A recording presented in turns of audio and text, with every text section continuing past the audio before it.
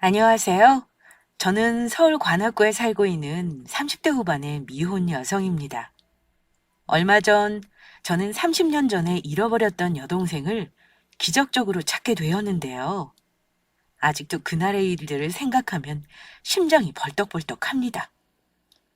찾을 수 없을 거라 여겼던 여동생을 찾게 되어 기뻐서 그런 것도 사실이지만 제 동생을 찾게 된 이유가 정말 기구했거든요.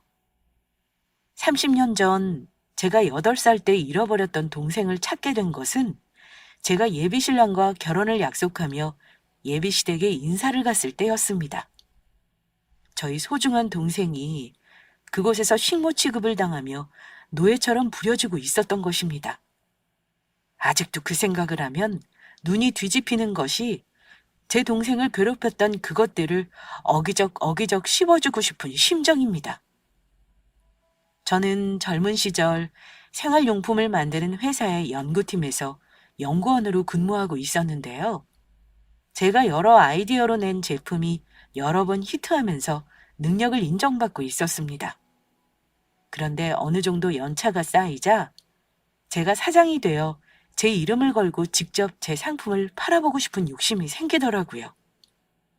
저는 그렇게 회사를 나와 사업을 시작하게 되었고, 여러 고생도 많았지만 악바리처럼 버티며 끈기 있게 노력한 결과 나름대로 성공을 거두며 탄탄대로를 걷게 되었죠.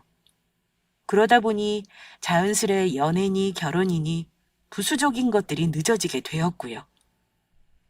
그러던 중 제가 사업을 시작한 초창기 때부터 친하게 지내던 거래처 사장님께 사람을 소개받게 되었고, 처음 만난 순간부터 끌렸던 저희 두 사람은 자연스레 연인 사이로 발전하며 미래를 함께하기로 약속하게 되었습니다. 그이도 저처럼 생활용품을 만드는 회사를 운영하고 있었는데, 그래서 그런지 서로 통하는 것도 많아 여러 사업적인 이야기도 나누며 힘든 부분을 서로 나눌 수 있다는 것이 참 좋았습니다. 그렇게 전 그이와 결혼을 약속한 후 자연스레 예비시댁에 인사를 드리러 가게 되었죠. 저는 부모님 두 분을 몇 년 전 떠나보내고 가족 없이 혼자인 상태였는데, 그이는 오래전 아버지를 떠나보내고 홀 어머니와 결혼한 동생 부부와 함께 살고 있었습니다. 그이의 말로는 시동생도 예비신랑의 일을 도우며 그이의 회사에서 직원으로 일을 하고 있다고 하더라고요. 사실 전 시댁에 인사를 드리러 가기 전부터 기대하는 게 조금 있었습니다. 늘 저를 배려하고 살뜰히 챙겨주는 그이를 보면서 시댁 식구도 그이처럼 분명 좋은 사람들일 거라고 상상하고 있었거든요. 그런데 인사를 드리러 간 시댁의 이미지는 정말로 최악이었습니다. 저에겐 모두 친절한 시댁 식구들이었지만 예비 시동생과 결혼한 동서를 대하는 시댁 식구들의 모습이 매우 실망스러웠거든요. 애미야, 아직 상차리려면 멀었냐? 처음으로 네 시아주버니가 결혼할 여자라고 네 형님 될 사람을 데리고 왔는데 아직도 준비하지 못하고 뭐 하는 거니? 네, 어머니 죄송해요. 빨리 할게요. 아유, 맨날 속 터져 못 살겠네. 가진 것도 없는 고아를 데려다가 가족으로 받아주고 먹이고 입혀줬으면 그만한 노릇은 해야 되는데 뭐 하나 제대로 하는 게 있어야지. 여보, 형이랑 형수님 배고프시겠다. 엄마 말대로 빨리빨리 좀 준비하라고. 처음부터 나 쪽팔리게 만들 거야. 형수님은 잘 나가는 회사 사장님이라는데 당신은 집에서 놀면서 이런 것도 하나 제대로 못하고 정말 비교된다, 비교돼. 아유, 밥만 축낼 줄 알지. 저 아무것도 제대로 할 줄 모르는 식충이를 어쩌면 좋니? 그런데 저로선 이해할 수 없는 동서를 막대하는 시댁 식구들의 행동은 밥 먹는 식사 시간에도 계속되었습니다. 동서가 밥을 먹지 않고 시댁 식구들의 수발을 들며 중간중간 설거지며 청소며 집안일을 계속하고 있는 것이었어요. 옛날 어른들의 말씀처럼 꼭 남의 집 식모살이 하는 사람처럼요.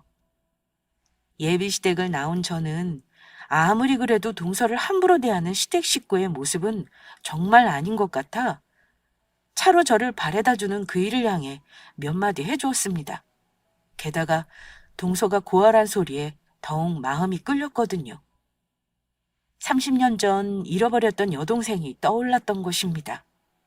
저희 부모님은 돌아가실 때까지 잃어버린 여동생을 걱정하며 그리워하셨습니다. 저 또한 단 한 번도 동생을 잊은 적이 없었고요. 걸음마를 시작할 때부터 저의 뒷공무니를 쫓아다니며 언제나 저를 따르던 사랑스럽고 예쁜 여동생이었으니까요. 그래서인지 자세히 사정은 알 수 없지만 제 동생과 비슷한 또래의 예비 동서가 시댁에 당하는 모습을 보니 꼭 제 동생이 당하는 것처럼 남일 같지 않게 느껴졌습니다. 제 동생이 컸으면 딱 동서 정도 되는 나이였거든요. 아무리 시꾸라지만 동서한테 너무 심한 거 아니야? 가만히 보니 동서 챙겨주는 사람 한 명도 없고 계속 일만 하고 자기라도 서방님한테 말해서 동서 좀 잘 챙겨주라고 이야기해. 그렇게 신경 쓰지 않아도 돼. 자기한테 일부러 말 안 한 것도 있는데 재수 씨가 남들보다 좀 모자라거든. 그래서 알아듣게 하려면 가족들이 세게 나가는 수밖에 없어. 재수 씨가 얼마나 멍청한지 말썽 일으킨 적이 한두 번도 아니고 우리도 재수 씨가 그럴 때마다 뒷수습하느냐 얼마나 골치 아팠는데 그리고 오갈 곳 없는 고아를 가족으로 받아줬으면 솔직히 우리 집에 그 정도 봉사는 해야 하는 거 아니야? 그래도 가족인데 내가 볼 때 그렇게 함부로 대하는 건 아닌 것 같아. 그리고 내가 볼 때 동서 모자라 보이지 않았거든? 그런 사람이 어떻게 집안 살림이며 청소며 그렇게 야무지게 할 수 있겠어? 게다가 남들보다 부족하면 차근차근 가르쳐 줄 생각을 해야지. 그런 식으로 대하는 건 아니라고 봐. 예비 동서에 대해 이야기하는 예비 신랑의 태도는 참으로 실망스러운 것이었습니다. 그래서 그 사람과의 결혼도 진심으로 고민하게 되더라고요. 제 앞에서 좋은 모습만 보였던 사람이지만 예비 동서에 대해 말하는 그의 모습에 그것이 전부가 아닐 거란 생각이 든 것이죠. 사람을 함부로 대하는 사람의 인격이 결코 좋을 리가 없었으니까요. 지금이야 예비 신랑이 잘해준다지만 그런 사람이라면 제가 힘없고 가진 게 없어지면 언제든지 배신할 수 있는 사람처럼 보였습니다. 과연 그때도 그의 마음이 변치 않을 수 있을지 의심이 들더라고요. 그래서 전 좀 더 예비 신랑을 지켜보기로 마음 먹었습니다. 물론 예비 시댁도 마찬가지고요. 얼마 후 전 예비 시모의 초대를 받게 되었고 다시 시댁에 가게 되었습니다. 여전히 예비 동서는 혼자 주방에서 일하며 저를 맞이하기 위해 분주하게 움직이고 있었습니다. 예비 시모와 시동생은 그런 동서를 도와주기는커녕 동서를 종부리듯 하며 쉬기에 여념이 없었고요. 그래서 저라도 예비 동서를 도와주기 위해 팔을 걷고 직접 나섰습니다. 그럴 필요 없다면서 예비 시모며 신랑이며 시동생까지 나섰지만 제가 하고 싶어 하는 것이니 말리지 말아달라고 했죠. 그렇게 예비 동서 옆에서 식사를 준비하며 도와주고 있는데 그날은 동서의 목에 저번에 볼 수 없었던 목걸이가 걸려있는 것이 보였습니다. 그리고 동서의 목걸이를 확인하는 순간 저는 숨이 멎는 줄 알았습니다. 오래전 보았던 것이긴 하지만 동서가 목에 걸고 있던 목걸이는 저도 잘 알고 있는 아주 익숙한 것이었으니까요. 30년 전 잃어버렸던 어린 여동생이 차고 있던 목걸이와 똑같은 것이었습니다. 여동생을 유독 예뻐했던 외할머니가 금은방에 직접 주문해 선물해 주었던 금목걸이였죠. 저는 떨리는 음성으로 예비 동서를 향해 조심스레 입을 열었습니다. 이미 전해왔을 때 예비 동서에게 말을 놓기로 해서 편하게 물을 수 있었죠. 동서, 미안한데 그 목걸이 어디서 난 거야? 아, 목걸이요. 혹시 형님 이 목걸이가 마음에 드신 거예요? 제가 고아인 건 형님도 잘 아시죠? 어렸을 때 가족을 잃어버려서 잘 기억은 안 나는데 이건 제가 보육원에 들어가기 전부터 차고 있었던 것 같아요. 길을 잃어버린 저를 경찰관 아저씨가 발견했을 때부터 이 목걸이를 차고 있었다고 보육원 원장님이 말씀해 주셨거든요. 그래서 혹시 길에서 우연이라도 제 가족들을 마주치게 되면 이 목걸이를 보고 저를 알아보지 않을까 해서 계속 차고 다녔던 거예요. 저번에 형님이 저희 집에 왔을 때는 제가 씻고서 깜빡하고 목걸이를 차고 있지 않아서 보지 못하셨을 거예요. 그렇구나. 동서, 혹시 뭐 어릴 적 기억나는 건 없어? 가족을 찾을 수 있는 특정할 만한 그런 것들 말이야. 저도 가족을 찾고 싶어서 생각해 보았는데 평범해서 딱히 특정할 만한 것이 없더라고요. 단지 제가 어릴 적부터 붕어빵을 좋아했는데 언니가 그걸 알고 겨울만 되면 용돈을 모아 절 데리고 동네 붕어빵 장수한테 가서 붕어빵을 사줬던 기억이 나요. 이상하게 아직도 그 기억만은 또렷하게 기억이 나더라고요.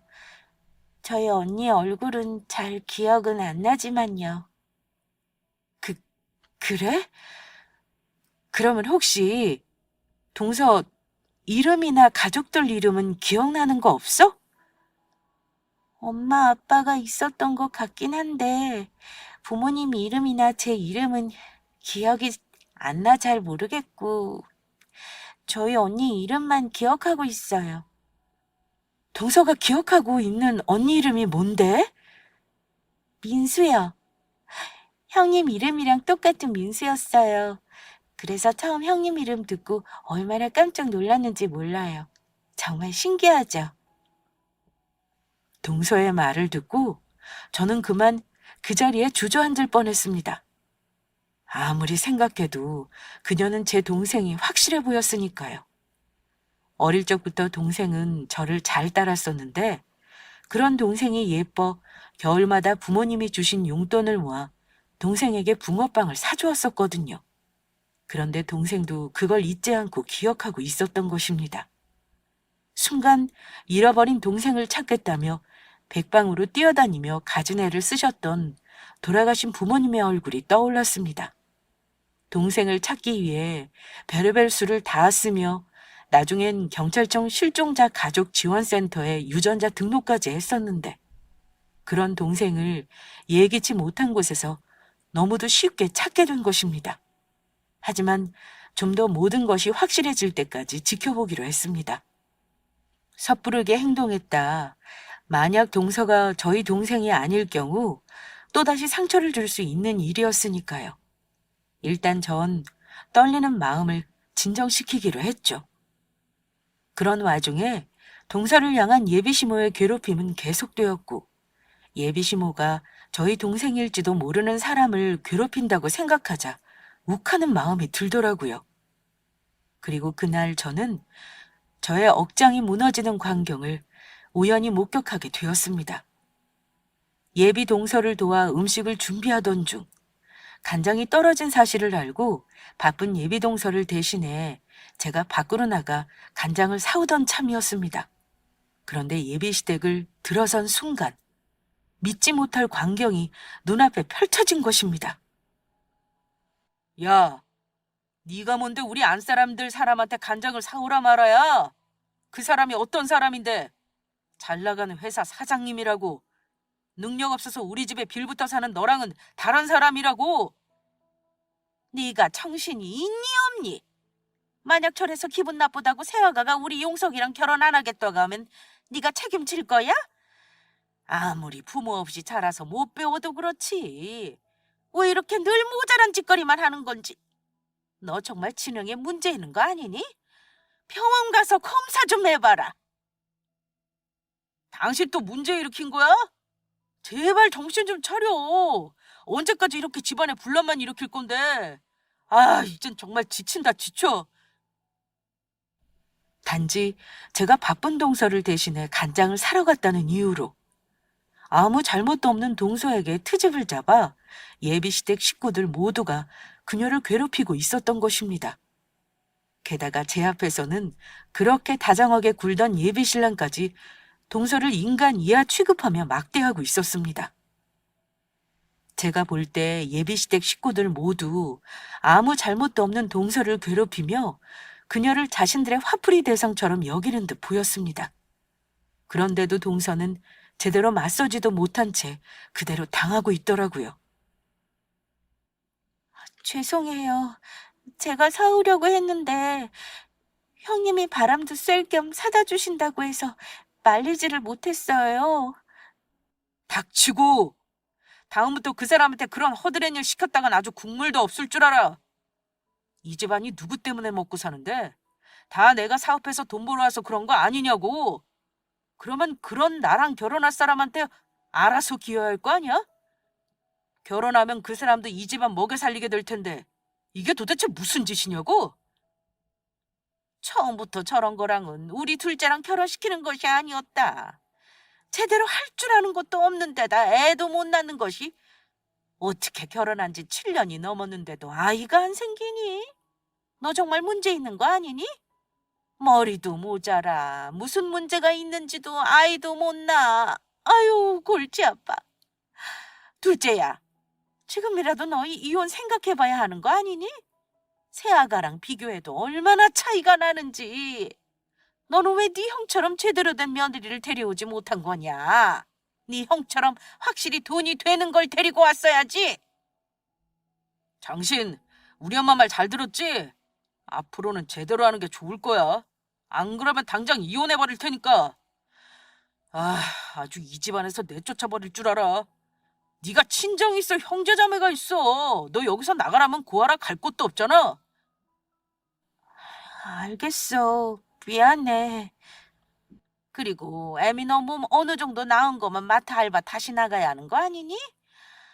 게을러서 아무것도 안 하는 주제에 밥만 축내지 말고. 저 잘 먹고 잘 쉬어서 살찐 것 좀 봐. 가족들을 위해 한 푼이라도 더 벌어야 하지 않겠니? 월급 다음은 전부 내 계좌로 보내는 거 잊지 말고.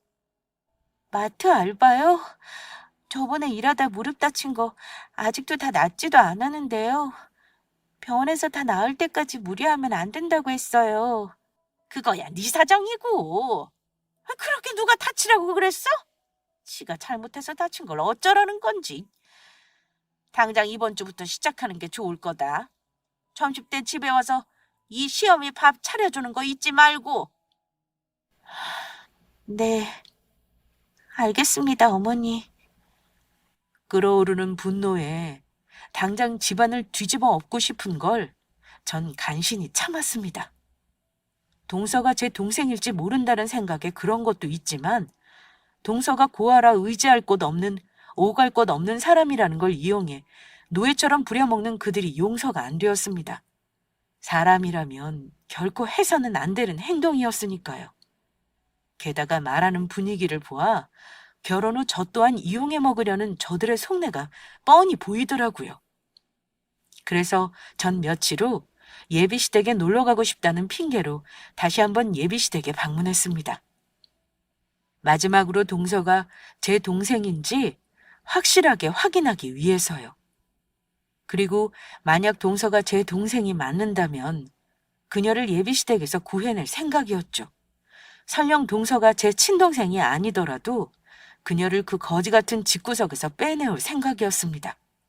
그래서 저희 회사에 일자리를 주고 당분간 살 집도 마련해 주어 스스로 자립할 때까지 도와줄 계획이었죠. 그런데 예비시댁을 방문한 날, 저는 그전과는 비교도 할 수 없을 만큼의 기가 막힌 일을 목격하게 됩니다. 예비시댁 식구들이 모여 밥을 먹고 있는데 그날도 동서는 가족들과 밥을 먹지 못하고 혼자 수발을 들며 집안 청소를 하기에 바빴습니다. 그런데 예비시모가 국을 다 먹고 동서에게 국을 더 떠오라고 시키더라고요. 동서는 예비시모의 말대로 국을 떠다 줬는데 예비시모가 국을 동서 얼굴에 끼얹는 것이었어요. 너는 이걸 국이라고 떠왔니? 이런 걸 누구 보고 먹으라고? 미지근해서 다 식었잖니? 당장 데워서 다시 떠와라. 너무 놀란 저는 순간 할 말을 잃고 말았습니다. 제가 이젠 아예 자기들 식구가 되었다고 생각한 건지 제 앞에서 아예 대놓고 동서를 막대하기 시작한 겁니다. 예비 시동생과 그이는 그런 시모를 말리기는커녕 아무렇지 않게 지켜보았고요. 동서는 그런 예비 시모에게 군말 없이 구글대어 가져다 주었습니다. 그리곤 저희가 다 밥을 먹은 후가 돼서야 남은 반찬으로 끼니를 때우는데 저는 눈물이 나오려는 것을 간신히 참았습니다. 그동안 예비 시동생에게 시집아 어떤 대우를 받고 살았을지 그 생각을 하니 얼마나 가슴이 아프고 속상한지 제 가슴에 비수가 꽂히는 듯 했습니다. 가슴에선 피눈물이 흐르는 듯 했죠. 그 후 다 같이 후식으로 과일을 깎아 먹게 되었는데 동서가 과일에는 입에도 손을 안 대는 것이었습니다. 혹시 시댁 식구의 눈치를 보여 그런가 싶은 마음에 제가 동서를 챙기며 물었습니다. 저 동서는 왜 복숭아 안 먹어? 되게 달고 맛있는데 한 입 먹어봐. 아니에요. 실은 제가 복숭아 알레르기가 있어서 먹으면 몸에 두드러기가 나거든요. 저는 동서의 대답을 듣고 그만 들고 있던 찻잔을 떨어뜨릴 뻔했습니다. 동서는 돌아가신 부모님과 제가 그토록 찾아 헤맸던 30년 전 잃어버렸던 저의 여동생이 맞았던 것입니다. 저희 여동생 또한 복숭아 알레르기가 있어서 어려서부터 먹지 못했었거든요. 더는 의심할 필요도 고민할 필요도 없었죠. 하지만 예비시댁 식구들 앞에서 바로 티를 낼 수는 없었습니다. 그 일을 비롯해 예비시댁 식구들의 그동안의 행동으로 보아 제가 동서의 친언이란 사실을 알게 되면 저 인간 같지도 않은 것들이 제 동생을 빌미로 저와 제 동생을 괴롭히며 무엇을 요구할지 알 수 없었으니까요. 저는 속으로 예비시댁 식구들을 향해 복수의 칼날을 갈게 되었습니다. 어떻게 되었든 제 동생이 당한 만큼 저들에게 꼭 돌려줄 생각이었죠. 저는 그 자리에서 시댁 식구들을 향해 당장 말해주고 싶었습니다. 내가 볼 때 멍청한 건 내 동생이 아니고 바로 니들이라고 말이죠. 얼마나 멍청하고 인간이 덜 되었으면 같은 사람을 이렇게 대놓고 무시하며 괴롭힐 수 있느냐고 묻고 싶었습니다. 그것도 자기들을 위해 묵묵히 희생하며 챙기고 뒷바라지 해준 동생한테요. 제가 볼 때 예비시댁 식구들이야말로 제 여동생이 없으면 저들 주둥이에 들어가는 밥 한 톨 하나, 입은 옷 하나 제대로 챙기지 못하는 덜 떨어진 인간들처럼 보였으니까요. 저는 그날 예비시댁을 나오며 몰래 동생에게 전화번호를 물었습니다. 제가 연락을 할 테니 꼭 제 전화를 받아달라고요. 사뭇 진지한 제 표정에 동생은 의아해했지만 알겠다고 하더라고요. 그리고 바로 다음 날 동생에게 연락을 했습니다. 동서, 혹시 주변에 어머니나 서방님 있어? 아니요. 어머니는 친구들 만난다고 밖으로 나가셨고 그이는 출근했어요. 그러면 동서, 내가 지금부터 동서한테 중요하게 할 말이 있는데 놀라지 말고 들어줘? 무슨 일 때문인지는 모르겠지만 알겠어요, 형님. 동서, 내가 사실은 동서 친언니야. 네? 형님이 제 친언니라뇨? 갑작스레 그게 무슨 말씀이세요? 용석 씨한테도 아직 말하지 않은 건데 나한테 사실 여동생이 한 명 있었거든. 그런데 내가 초등학교 다닐 때 여동생이 학교 끝난 날 마중 나가러 간다면서 집 밖으로 나갔다가 사라졌었어. 우리 집이 단독주택에 살고 있었는데 어디 안 가고 대문 앞에서 기다린다고 했던 동생이 그날 사라지고 만 거야. 내 동생도 동서가 하고 있는 똑같은 목걸이를 하고 있었어. 그리고 겨울마다 동서 언니가 붕어빵을 사주었다고 했지? 내가 그랬거든? 내가 동생이 붕어빵 좋아하는 거 알아서 겨울마다 부모님 용돈 주신 거 모아서 종종 사주곤 했었어. 그리고 내 동생도 복숭아 알레르기가 있었고 민정아, 모르겠어? 내가 바로 네 언니야. 겨울이면 네 손 꼭 잡고 붕어빵 사러 갔던 바로 네 언니라고, 민수 언니. 민수 언니? 정말로 민수 언니야? 언니가 내 언니 맞아? 내 이름이 민정이고? 그래, 민정아. 내가 바로 네 언니야, 민정아. 언니. 한동안 저희 두 사람은 아무 말도 못한 채 핸드폰을 붙잡고 울기만 했습니다. 그리고 그간의 이야기들을 해주었습니다. 혹시 동생이 오해하고 있을까봐 동생을 버린 게 아닌 잃어버린 거라 몇 번이나 설명해 주었습니다. 그런 동생을 찾기 위해 가족들이 얼마나 열심히 노력했는지도요. 동생에게 어쩔 수 없이 돌아가신 부모님 이야기도 해줘야 했는데 동생은 많이 아쉬워했지만 생각보다 덤덤하게 잘 받아들이는 것 같았습니다. 지금이라도 자기가 누구인지 또 부모님이 누구인지 알게 되고 언니인 저를 찾아 감사하게 생각하는 듯 했습니다. 그리고 저희는 서로 떨어져 사는 동안 어떻게 살아왔던 것인지 그간 풀지 못했던 이야기도 나누었습니다. 그 후 동생이 알바로 나가게 된 마트를 쉬는 날, 밖에서 따로 만날 약속을 잡았습니다. 제가 동생의 친언니란 것과 이 모든 사실을 예비시댁 식구들에게 비밀로 하라고 신신당부하면서요. 그리고 마침내 저희 집에서 동생과 만날 수 있었습니다. 단둘이 편하게 이야기할 곳은 저희 집밖에 없는 데다 동생이 혹시 찾아올까 저희 가족은 이사를 하지 않고 동생과 살던 집에서 쭉 살고 있었거든요.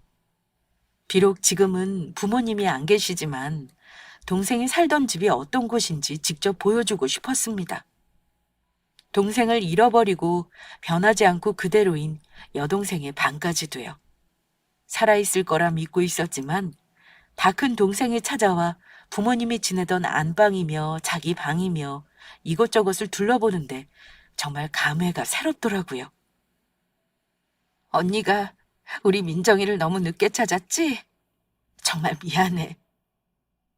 아니야, 언니. 평생 찾을 수 없을 거로 생각했는데 이렇게라도 가족들을 찾고 언니를 다시 만날 수 있어서 나 지금 너무 행복해. 앞으로는 아무 걱정하지 마. 이 언니가 알아서 다 해줄 테니까. 언니가 민정이를 지켜줄 거야. 이제 언니만 믿어. 알았어, 언니. 그런데 민정아, 언니가 묻고 싶은 게 있는데 왜 그렇게 시댁 식구들이 너를 괴롭히는 거야? 그리고 너는 왜 그걸 알면서 가만히 당하고만 있는 거고? 그게 아니고, 사실 내가 그이와 결혼 전 직장 다닐 때만 해도 어머니도 아주버니도 남편도 모두 너무 잘해줬었거든? 처음 시댁에 인사드리러 갔는데 나보고 친딸 같다면서 어머니도 나를 아주 예뻐하셨어. 그래서 아무 의심 없이 그이랑 결혼한 거고, 사실 내가 고아라는 것 때문에 흠잡히기 싫어서 그동안 일하면서 모아두었던 돈 전부 예단이며 혼수며 열심히 해갔었거든. 그랬더니 남편이며 시댁 식구며 모두 좋아하더라고. 그런데 내가 갑자기 몸이 안 좋아져서 일을 관두고 쉬게 되자 가족들 모두 점점 돌변하더라. 그래서 그게 지금까지 온 거고. 그러면 차라리 이혼하지 그랬어. 저런 것들을 어떻게 가족이라고 믿고 계속 산 거야? 정말로 오갈 곳이 없어서 참고 살았던 거야? 내가 모았던 돈들 전부 시댁에 준 거나 마찬가지이니 당장 이혼하면 오갈 곳이 없는 것도 사실이지만 그보단 가족이란 생각에 참아 버릴 수가 없더라고. 나 사실 결혼해서 화목한 가정을 꾸리고 사는 게 꿈이었거든.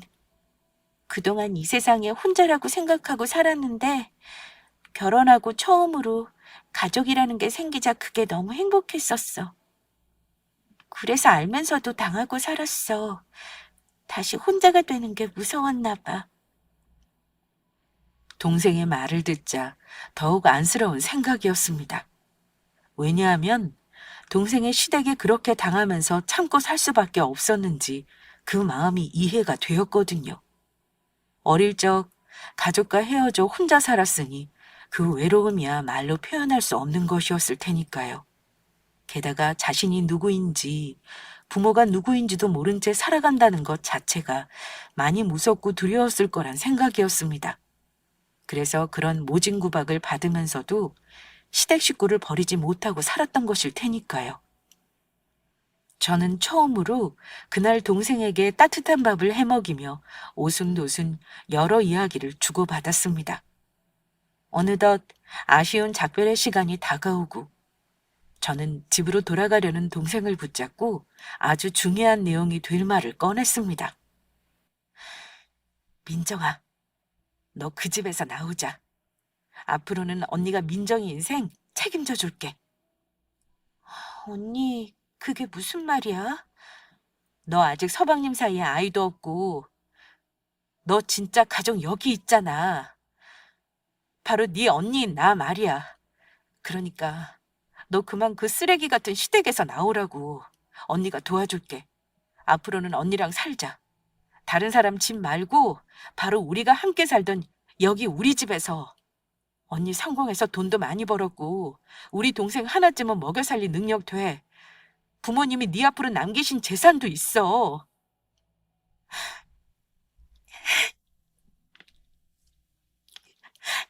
언니, 나 정말 그래도 돼? 나 앞으로 언니랑 살아도 되는 거야? 내가 정말 그래도 돼? 당연하지. 민정이 네 진짜 집은 그 망할 놈들이 있는 집구석이 아니고 바로 여기라고.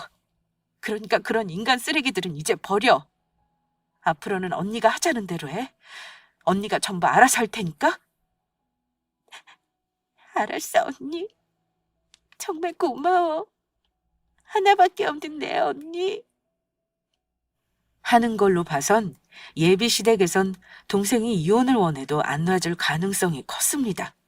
어디를 가도 동생처럼 자기들을 위해줄 사람은 찾기 힘들 테니까요. 그러니 동생이 이혼할 수 있도록 준비를 해야 했습니다. 그들이 어떻게 동생을 괴롭히는지 증거를 수집해야 했습니다. 그래서 동생에게 조금 힘들겠지만 증거를 모으는 잠시 동안 시댁에서 지내라고 이야기할 수밖에 없었습니다. 시댁 식구들이 동생을 어떻게 괴롭히는지 핸드폰으로 음성을 녹음하게 시켰고 그동안 동생이 마트에서 일하며 벌었을 월급을 착취한 시모의 은행 계좌가 찍혔을 동생의 통장도 잘 챙겨놓으라고 이야기해 주었습니다. 그들이 동생에게 저지른 정신적 학대는 분명히 범죄였고 도저히 용서할 수 없는 것들이었으니까요. 동생이 증거를 수집하는 동안 저는 그 동생 시댁 놈들에게 어떻게 복수를 해줄까 깊은 고민에 빠졌습니다. 그런데 제가 고민할 필요도 없이 아직도 저와 결혼할 거라 철석같이 믿고 있던 예비 신랑 놈이 제 무덤을 파더라고요. 자기야, 사실 그동안 내가 말 못한 게 있는데 어차피 우리 결혼도 하게 될 거고 이젠 솔직하게 이야기하려고. 어차피 우리 이제 한 가족이나 마찬가지잖아. 무슨 이야기인데? 편하게 이야기해봐. 실은 지금 우리 회사 자금 사정이 좀 어려워.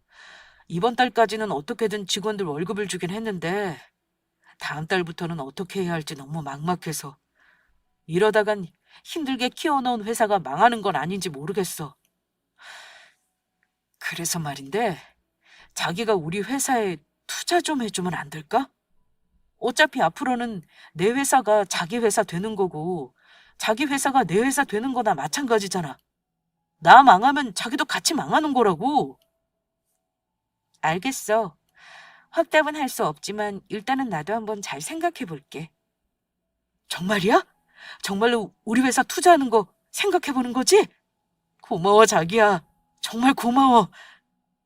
저는 속으로 생각했습니다.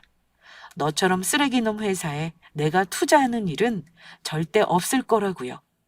단지 제가 그렇게 답을 하면 예비 신랑 놈이 어떻게 나오는지 보려고 했던 것입니다. 그리고 예비신랑의 회사가 어렵다는 말에 예비신랑의 회사에 뒷조사를 시작했습니다.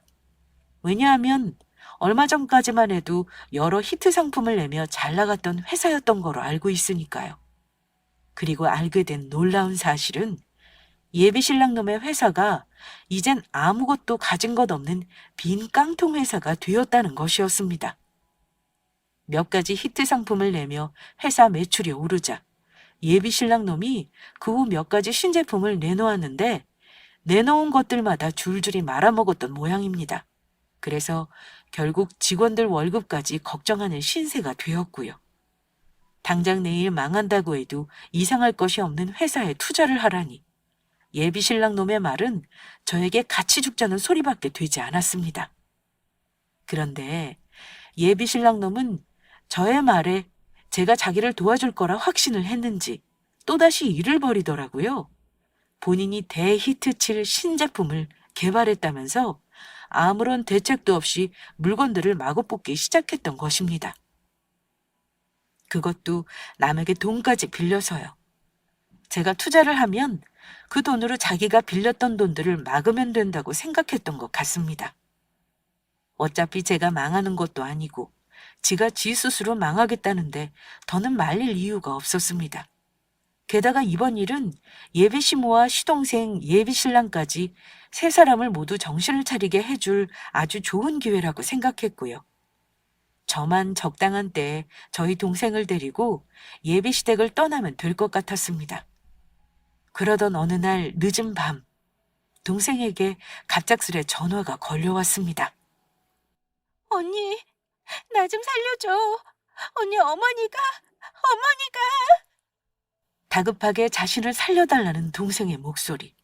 그리고 그 뒤에서 고래고래 소리 지르는 예비시모의 목소리와 함께 물건들이 깨지는 소리가 들렸습니다. 저는 살려달라는 다급한 동생의 말에 재빨리 예비시댁으로 달려갔죠. 그리고 예비시댁의 집 아파트 벨을 눌러 집 안으로 들어가니 제 동생의 몰골은 말이 아니었습니다. 예비시모에게 맞았는지 동생의 머리를 다 헝클어져 있더라고요. 예비시모라는 인간이 기어이 제 동생에게 손찌검까지 하기 시작한 겁니다. 그 광경을 예비신랑 놈과 시동생 놈은 그저 지켜보고만 있었고요. 아이고, 세아가 밤늦게 여긴 무슨 일이니? 네 동서가 요즘 내 말을 좀 안 듣는 것 같아서 잠시 혼내주고 있었다. 너는 신경 쓸 필요 없어. 그래, 자기야, 엄마 말이 맞아. 밤늦게 여긴 무슨 일로 온 거야? 여긴 신경 쓰지 말고 우린 잠시 밖에 나가자. 참을 수 없는 저는 그동안 참아왔던 말을 드디어 꺼냈습니다. 다 됐고, 너희들 지금 내 동생한테 이게 무슨 짓이야? 동생이라니. 아가, 그게 무슨 말이냐? 당신이 지금 내 동생 때리고 있잖아. 당신 며느리 내가 30년 전에 잃어버렸던 내 친동생이라고. 이제 너희 같은 것들이랑은 전부 끝이야. 전부 끝장. 동생이라니? 자기 동생 같은 거 없었잖아. 자기 외동딸 아니었어? 니놈한테 이야기 안 한 것뿐이지 있었어, 내 동생. 그리고 당신 집에서 애타게 찾던 동생을 얼마 전 찾게 되었고, 그런 소중한 내 동생을 네가 어떻게 대했는지 내가 두 눈으로 똑똑히 확인했지. 내 동생은 너희를 진짜 가족이라 생각하고 잘 살려고 노력했는데 인간이란 것들이 어떻게 이럴 수가 있어? 어떻게 이렇게 한 사람을 괴롭히며 못 살게 살 수 있냐고? 그러면 정말로 애미가 진짜 세아가 네 친동생이라는 소리니? 어머나, 그것도 모르고 내가 그동안 큰 실수를 했구나. 아이, 정말 미안하다. 세아가 그만 마음 풀거라. 애미가 세아가 네 친동생인 줄 알았으면 절대 이렇게 대하지 않았을 거다. 자기야, 정말 미안해. 재수 씨가 자기 동생인 줄 모르고 그랬어. 앞으로는 안 그럴게. 한 번만 기회를 줘. 네, 형수님. 저희가 몰라서 그랬어요. 앞으로는 저희 집사람한테 정말 잘하겠습니다. 이렇게 맹세할게요. 맹세 같은 소리하고 자빠졌네. 오늘부로 제 동생 이 집 사람 아니니까 그렇게 하세요. 제 동생 이 쓰레기 같은 집구석에서 그만 데리고 나가겠습니다.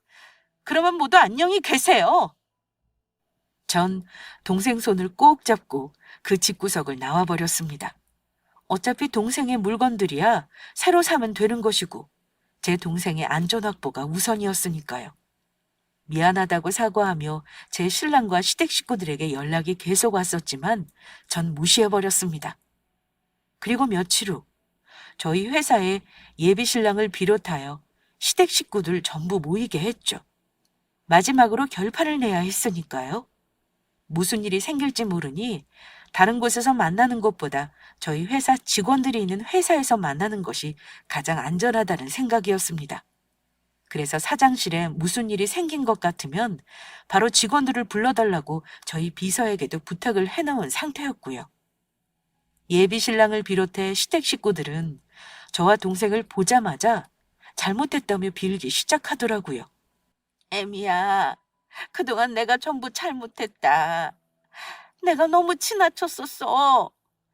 애미 너랑 가깝다고 생각하다 보니 허물없이 지내려다 내가 그만 실수를 했지 뭐니. 그러니까 그만 화 풀고 다시 집에 들어오면 안 될까? 여보, 나도 잘못했어. 그만 집으로 돌아와. 당신 없으니까 밥 해주는 사람도 없고 집안도 엉망이고 아주 쓰레기장이 따로 없어. 난 당신이 빨리 우리 집으로 다시 돌아왔으면 좋겠어. 자기야, 정말 미안해.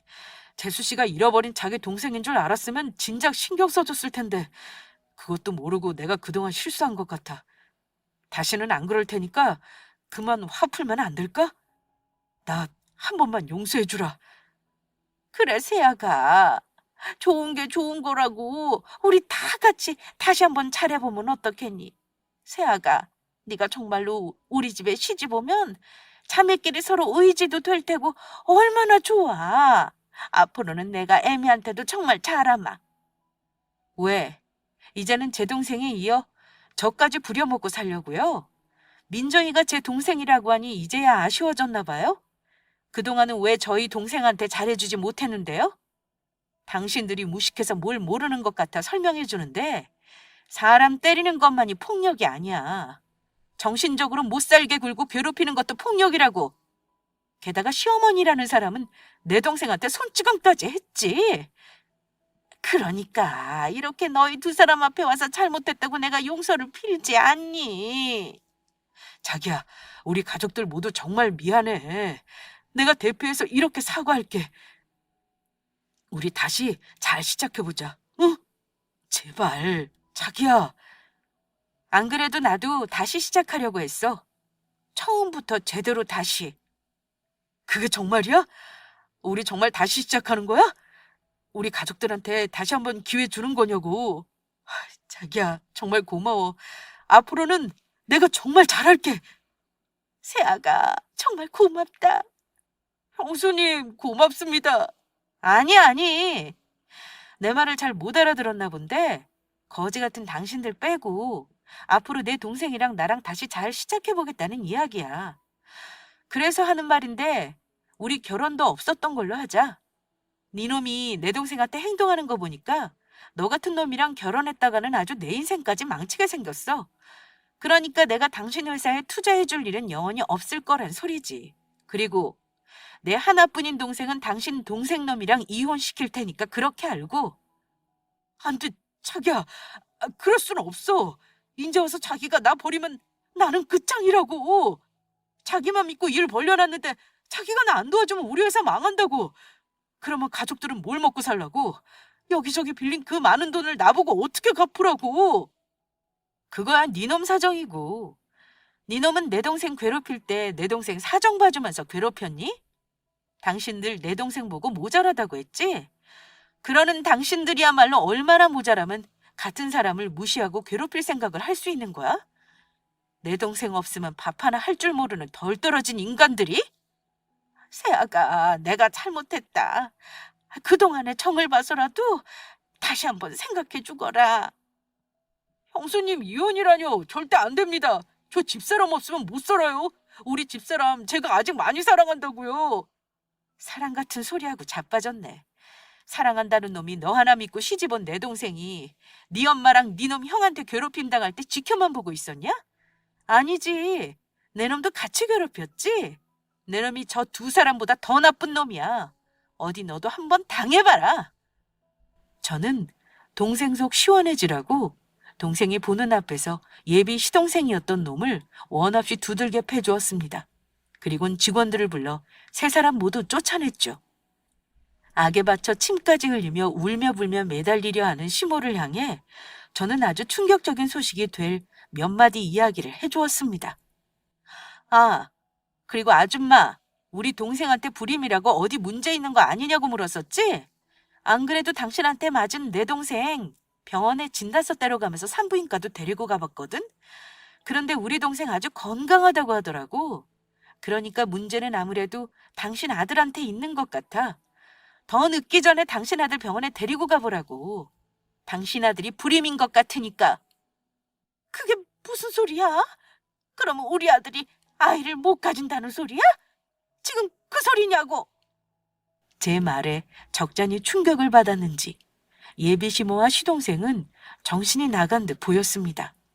저야 아이를 못 가져도 부부끼리 행복하게 살면 상관없다고 생각하는 사람이지만 예비 시모와 시동생에게는 꽤나 절망적인 소리였나 봅니다. 그 와중에 예비 신랑이었던 놈은 저를 붙잡으려 애를 썼고요. 전부 소용없는 일이었지만요. 그 후 저는 동생과 예비 시동생 놈을 이혼시켰고 예비 시모와 시동생에게 제 동생을 괴롭힌 것에 대한 위자료까지 전부 받아냈습니다. 중간에 제가 자기 아들을 때렸다며 예비 시모가 저를 고소할 거라고 하기에 얼마든지 해보라고 했죠.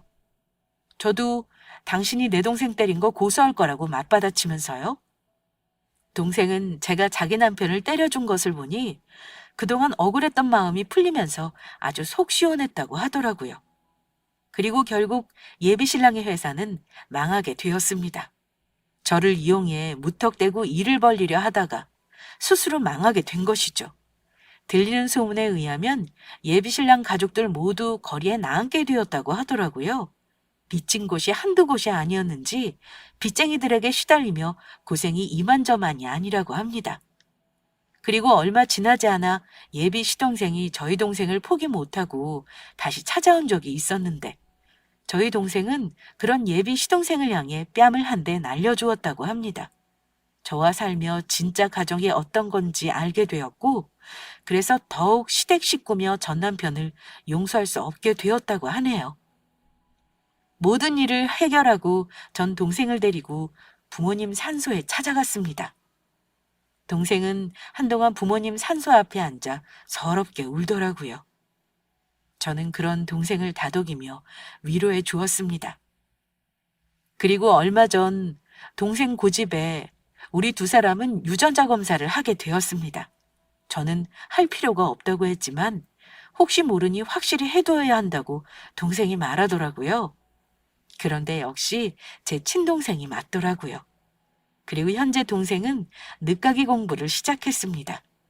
고아로 홀로 살아왔으니 형편 때문에 대학에 가고 싶어도 갈 수가 없었나 봅니다. 그래서 제가 얼마든지 지원해 줄 테니 다시 공부를 시작해보라고 했죠. 동생은 사회복지사가 되어 자기처럼 부모 없이 자란 아이들에게 조금이라도 힘이 되어주고 싶다고 하더라고요. 돌아가신 부모님을 대신해 동생의 꿈을 열심히 응원해 주려 합니다. 그리고 저의 소식이 궁금해하실 분들이 계실지 몰라 말씀드리자면 저도 아주 잘 지내는 중입니다. 부모님에게도 들어본 적 없는 잔소리를 동생에게 들으면서요. 사업을 하려면 건강을 잘 챙겨야 한다며 동생의 잔소리가 이만저만이 아니거든요. 그래도 부모님이 돌아가시고 지금만큼 행복했던 때는 없었던 것 같습니다. 동생을 찾아 이제는 하늘에서 마음 놓고 편히 쉬고 계실 부모님 생각에 마음이 놓이기도 하고요. 앞으로도 저희 두 자매 서로에게 의지하며 열심히 살아보려 합니다. 썰TV 구독자 여러분의 많은 응원 부탁드립니다. 감사합니다.